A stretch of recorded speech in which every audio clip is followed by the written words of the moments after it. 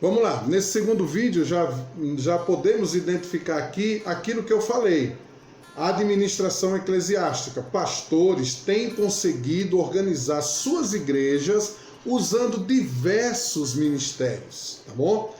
É importante que o administrador, aquele que é responsável, como eu falei, no nosso caso, o presidente da igreja, o pastor presidente da igreja, seja consciente de que ele precisa formar uma diretoria, uma equipe eclesiástica que possa auxiliá-lo na administração da igreja, das funções da igreja.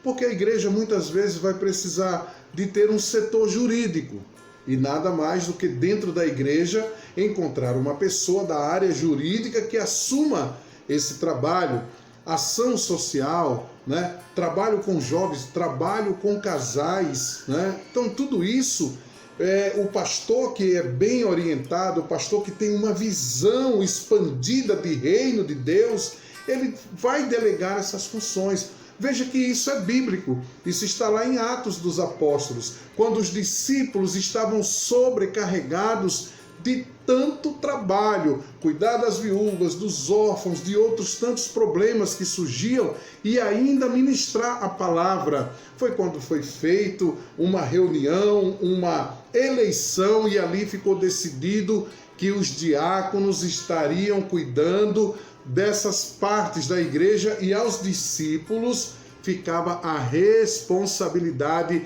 de ministrar a palavra, da oração, da comunhão, né, da vida espiritual da igreja. Por isso que é muito importante o pastor não se sobrecarregar de tudo, mas dar função aos membros da igreja. E isso é muito bom, é muito importante. O membro se sente uma pessoa que está participando vivamente do crescimento da sua igreja, né? Então ele cria esses ministérios, principalmente na área administrativa, deixando o líder espiritual desenvolvendo o seu ministério, aquilo que nós falamos, certo?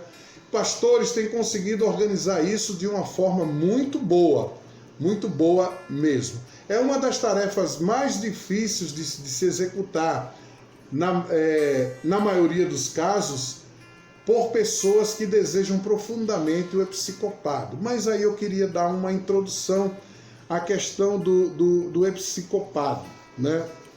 Desse desejo. Por quê? Porque não basta ser apenas um desejo. Tem que ter um chamado. Eu entendo assim, você pode até discordar da minha visão, da minha opinião.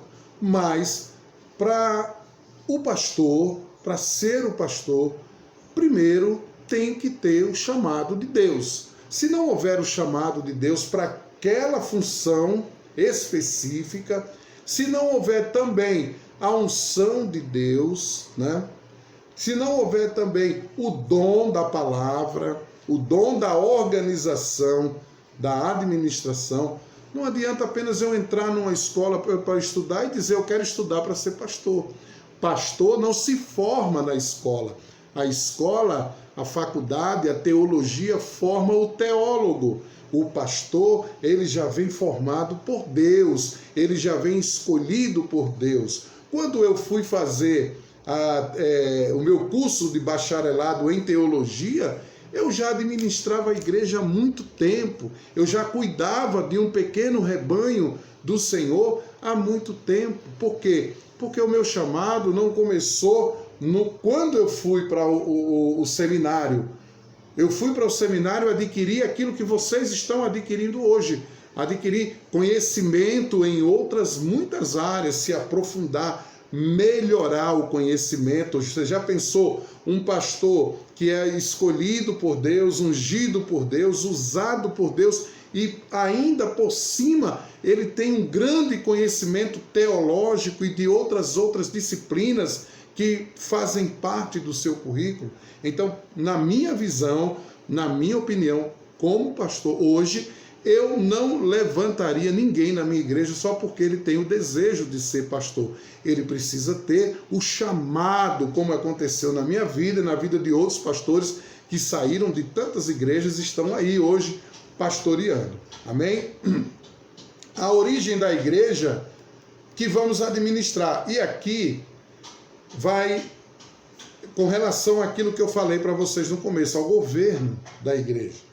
Qual é o governo? Você já parou para pensar? A minha igreja, qual é a forma de governo da minha igreja? Como ela procede? Esse assunto nós vamos pensar na próxima aula, na próxima segunda-feira.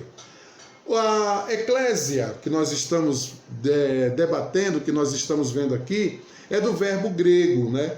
Que significa chamar, que significa sair para fora.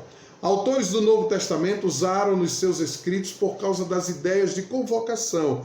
A igreja é uma assembleia solene convocada, chamada para a adoração, para o serviço, né? Para o louvor e glória do Senhor Jesus. Eclésia significa normalmente congregação, assembleia. Assembleia é congregação, ou seja, é um ajuntamento, é uma convocação que será ali administrada por um líder. Um líder vai ter que ser levantado ali para administrar. Nos evangelhos só há 3 referências à igreja. Você pode ler isso em Mateus 16, 18 e também 18, 17. As 3 referências que temos ali como igreja. Temos mais de 100 vezes o termo igreja. Em todas estas referências, o termo está ligado ao grupo cristão, certo? Ao encontro dos crentes, dos salvos em Jesus. A igreja, propriamente dita, não é o templo que hoje está fechado, aquela construção que está lá fechada. A igreja são os salvos, os crentes em Jesus, que entregaram sua vida a Jesus, e por isso agora eles são a igreja, o corpo do Senhor. A igreja começa verdadeiramente em Cristo, com Cristo, e é consolidada no Pentecostes, na festa do Pentecostes, que acontecia naquela época lá em Jerusalém, onde os discípulos estavam se reunindo, orando, buscando e esperando em Deus para que essa obra começasse. Deus usou a cada um deles ali para pregar o evangelho, anunciar o evangelho da salvação. Algo de extraordinário aconteceu ali naquele momento para que todos aqueles povos que subiam a Jerusalém na festa fossem alcançados pelo evangelho de Cristo anunciado pelos apóstolos. Então, assim é o surgimento da igreja. Cristo, cabeça da igreja. Nós somos os membros que compõem este corpo. E esses membros precisam estar bem alinhados e bem organizados com este corpo para que a igreja tenha funcionamento, certo? Nós estouramos o tempo do segundo vídeo, tá bom? Nós vamos parar por aqui, mas não paramos de estar em contato com vocês. Vocês podem se comunicar conosco a hora que quiser, o momento que quiser. Pode nos chamar lá no WhatsApp, pode colocar até a mensagem aqui no grupo mesmo, dizendo: pastor, não entendi isso, não entendi aquilo, queria que o senhor explicasse melhor, ou qualquer outra sugestão. E eu volto a enfatizar mais uma vez, meu querido, minha querida, se você está com dificuldade, nos procure. Aqueles que estavam, nós já conversamos, graças a Deus eles entenderam o propósito, a proposta da faculdade em ajudar, e graças a Deus eles estão aí firmes na caminhada, e nós vamos seguir juntos em nome de Jesus, tá bom? Você que está em dúvida, não sei se eu renovo, não, renove a sua matrícula, continue, vamos caminhar em frente, você não vai perder nada, temos certeza disso, que você vai receber todo o material, toda a ajuda, todo o auxílio que for preciso, tá bom? Deus em Cristo vos abençoe. Semana que vem nós vamos continuar falando um pouco mais aqui desta questão, e também vamos estudar um pouco sobre o governo, forma de governo da igreja. Quais são? Como ele se distingue?